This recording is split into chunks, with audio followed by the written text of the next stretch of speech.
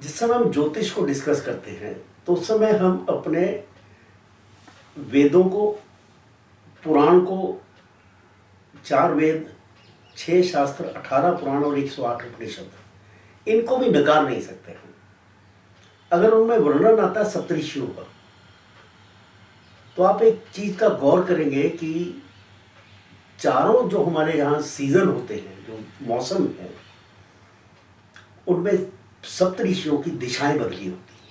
हमारे ज्योतिष की गणना, जो ब्रह्मांड हम मानते हैं, वो ब्रह्मांड सप्तऋषियों से लेकर के धरती पर बैठा हुआ एक मानव तक हमारा ब्रह्मांड है। केवल शनि पर हमारा ब्रह्मांड समाप्त नहीं होता है।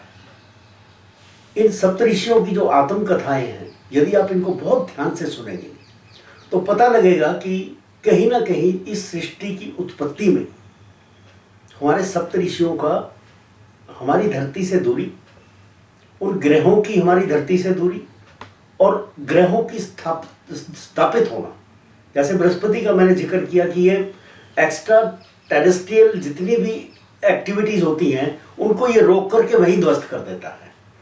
को धूमकेतु आ गए, कुछ और भी इस तरह के जितने भी अपवाद आते हैं ब्रह्मांड के अंदर आते हैं जो धरती को नुकसान पहुंचा सकते हैं, वो उनको बृहस्पति अपनी गुरुत्वाकर्षण शक्ति से वहीं रोक लेता है। अब इसके साथ में बाकी चीजें भी हैं, बाकी ग्रह भी हैं, जो एक्स्ट्रा सैटरनाइन है, हम उसको नहीं मानते, लेकिन हम सप्तऋषियों को तो अवश्य मानेंगे। तो वहां से लेकर के धरती के केंद्र तक जहां एक व्यक्ति बैठा है, from the viewers point of view बोलते हैं, जहां से हम देख रहे हैं ग्रहों को, क्योंकि एक हाइपोथेटिकल लाइन हम वहां से खींचते हैं, तभी 12 राशियों में उसको स्थापित करते हैं, लेकिन व्यूअर्स पॉइंट ऑफ व्यू से करते हैं। तो वहां पर देख करके हमें अपना शरीर है, जिसको काल पुरुष बोलते हैं, उसको उल्टा कर करके अपनी कुंडली में यदि स्थापित कर देंगे तो आपके शरीर के एक एक अंग का ज्ञान हो जाएगा कि कहाँ आपको कौन सी चीज आपकी गड़बड़ हो रही है आपके शरीर में। क्योंकि एक वेजिटेशन के लिए, इंसान पैदा करने के लिए कुछ चीज़ों की आवश्यकता होती है। उसमें सबसे ज़्यादा आवश्यक वस्तु क्या है? आपकी ऑक्सीजन। और जो 5 आपकी इंद्रियां हैं, उनका जो खाना है वो आपको इस धरती पर मिलना चाहिए, जो बाकी ग्रहों पर नहीं मिलता है आपको। इस वजह से वहाँ पर उत्पत्ति नहीं होती है।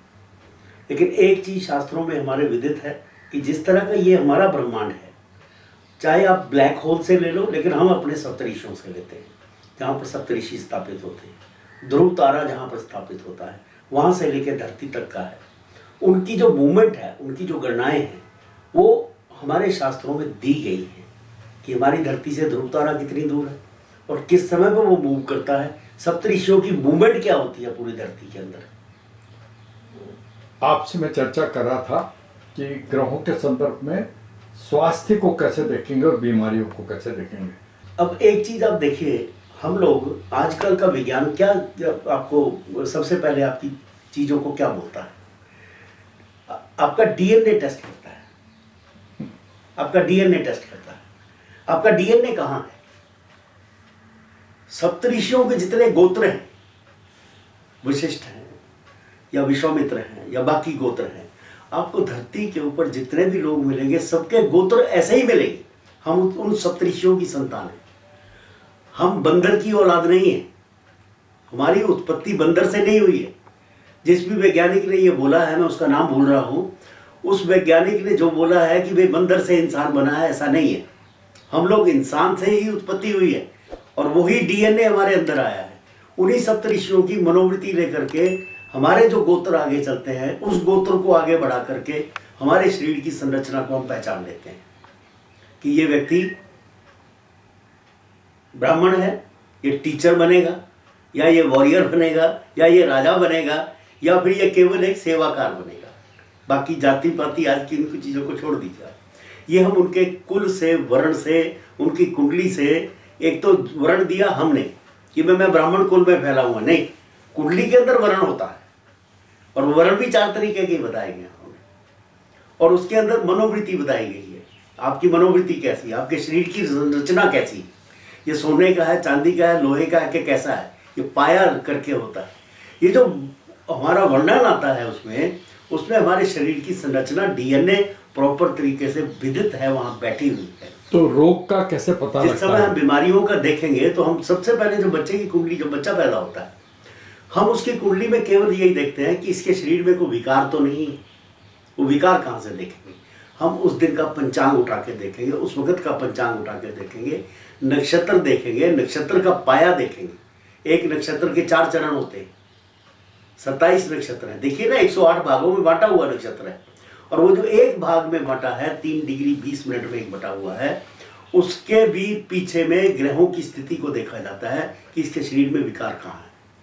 एक बड़ी अद्भुत चीज आपको बताता हूँ, ये एक शोध का विषय है। बड़े लोगों से बातें करके, ज्योतिषियों से बातें करके मैंने देखा, एक हमारे बहुत रिश्तेदार में लगा लीजिए, अभी तो धरती पर नहीं है, उन्होंने एक बच्चे की कुंडली देख करके बोला कि भाई इसके क्रोमोसोम्स कम है। मैंने उनसे पूछा आपने कैसे देखे क्रोमोसोम्स भाई?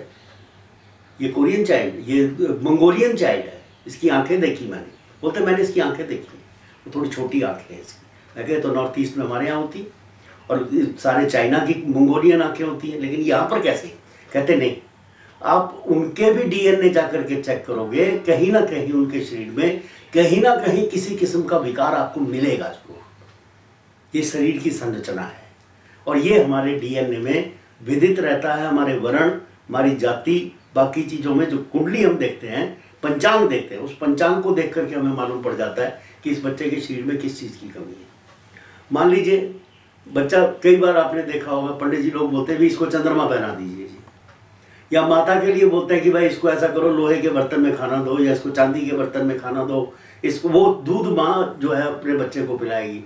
ये टोटली वैज्ञानिक रूप से चीज़ों को देख करके अब बच्चे की सेहत का भी हम लोग ज्ञान कर लेते हैं। ये तो रहा बचपन के टाइम पे, तो हमें मालूम पड़ता है कि इस बच्चे की शरीर में कौन सा weakest part of the body है, और उसके लिए हम बोल देते हैं कि भाई इसका ध्यान रखना। बच्चे को खांसी, नजला, जुकाम हो रहा है, छाती जाम हो रही है, या उसके मूत्रालय में कोई दिक्कत है, उसके सिर में कोई दिक्कत है, या मंगोलियन चाइल्ड है, कहाँ पर दिक्कत है उस बच्चे को, उसका फिर हम 9 वर्ष की आयु तक उसका ध्यान रखते हैं, पाठ पूजा करते हैं, या जो भी अपने जो आचार व्यवहार संस्कार है, और उसको एक वैद्य के हवाले छोड़ दिया जाता है कि भाई इसको आप दवाई जरूर दीजिए। जो इसमें वाइटामिन की कमी है, जिन चीज़ों की कमी है, जब तक बच्चा माँ का दूध पीता है तब तक उस माँ को वो चीज़ें दी जाए। तो ज्ञान तो पूरा जितना भी मेडिकल साइंस है वो हमारी कुंडली के अंदर ही छिपा हुआ है।